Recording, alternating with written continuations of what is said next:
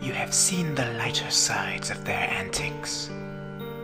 Now learn that their stories are not altogether happy ones, and they are not altogether pleased to be in my service. These are my minions. These are their stories. A long time ago, for me anyways, there was a young boy who loved himself some video games. But none so much as that little old speed demon Sonic the Hedgehog. He wouldn't play sports with the other kids at school, but wrapped himself in his Sega Game Gear, besting his score in his favorite stages with his little blue friend. His only friend on the playground. You see, the rest of the kids were not his friends. To him, they were monsters. They ridiculed him. They called him names like Fatty, Street Lump, and other horrible things. This boy grew to envy Sonic.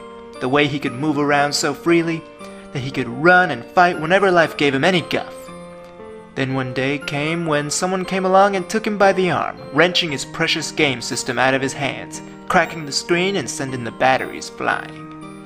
To add some more injury and insult, the bully took the poor boy's arm in both hands and proceeded to rub them furiously against his flesh, while the other children cheered him on, delighted with the victim's suffering.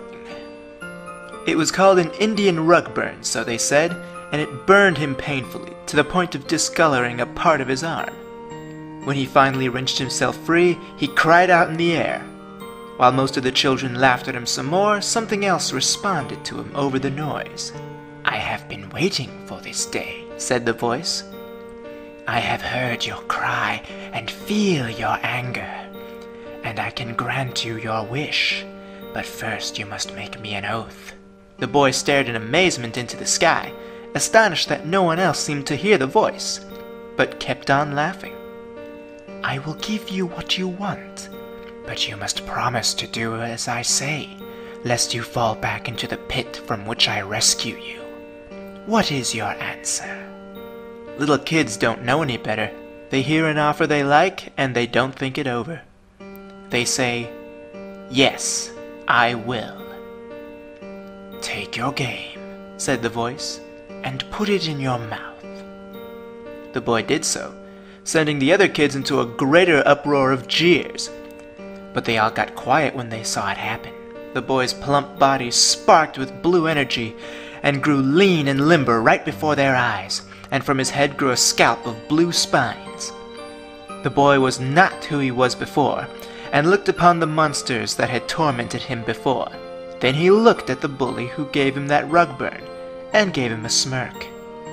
In the blink of an eye he took the bully by the arm, and gave him back the same kind of Indian rug burn he had been given, but his hands moved so much faster now than before that, instead of a simple burn, the bully's arm actually burst into flames. The monster's laughter soon turned to screams, and only the newly transformed child laughed now.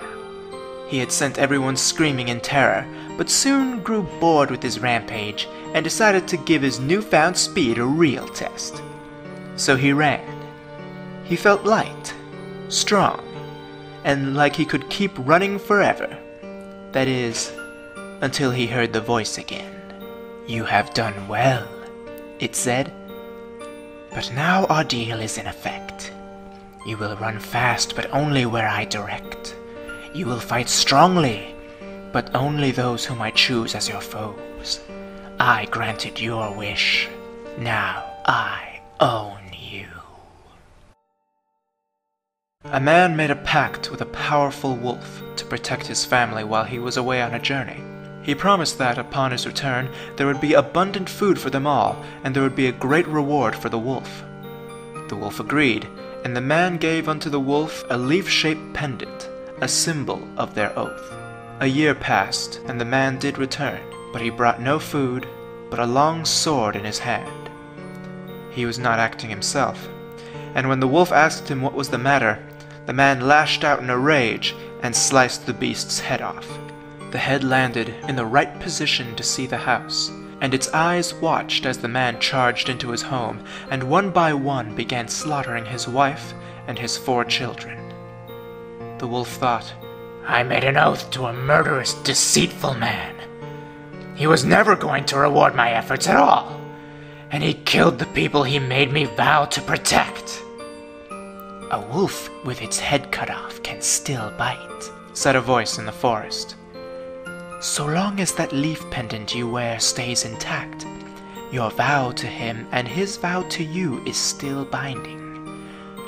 I will grant you the power necessary to extract your vengeance, but once it's done, you must swear allegiance to me. How do I know you won't betray me like he did? Growled the wolf.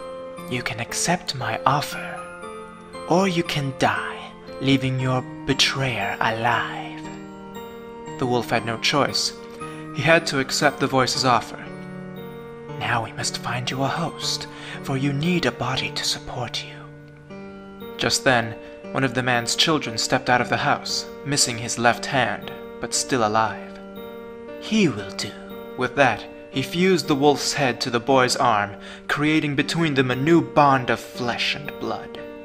The boy abandoned the name his murderous father gave him, and instead used that leaf pendant, the Fighting Leaf, as his identity. And with the great tracking skills of the wolf, and the deadly arts instilled in him by their new master, they tracked down the boy's father at the outer limits of another village.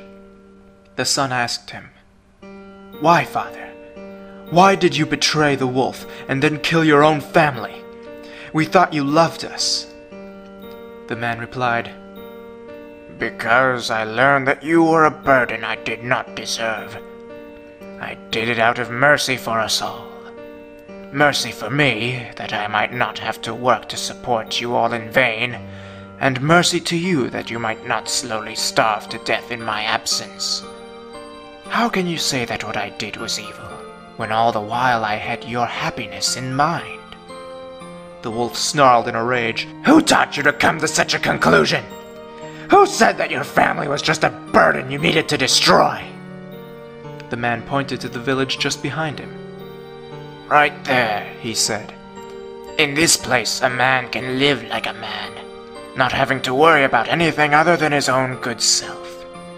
The men of this town, they are my family now." "Are they?" said Fighting Leaf. The wolf's maw parted, revealing a fiery glow in its throat, and Fighting Leaf pointed it towards the village. The very next moment, a blinding wave of fire exploded from the wolf's mouth, enough to flood the entire village at once with a great inferno.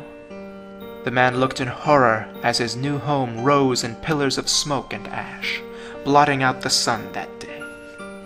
Fighting Leaf pointed to the smoke pillar.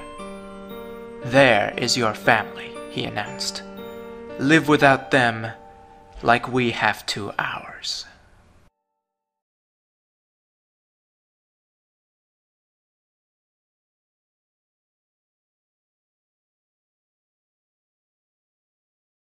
Yeah, this is when I never talk about my personal life.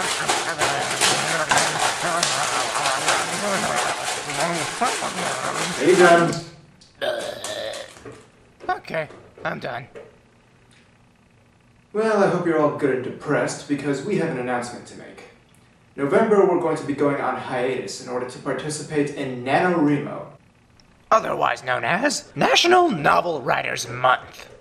So we're going to be busy writing a novel, and we won't be able to make videos. But don't worry, by the time we return, we'll have a good one for you. Till then, see ya!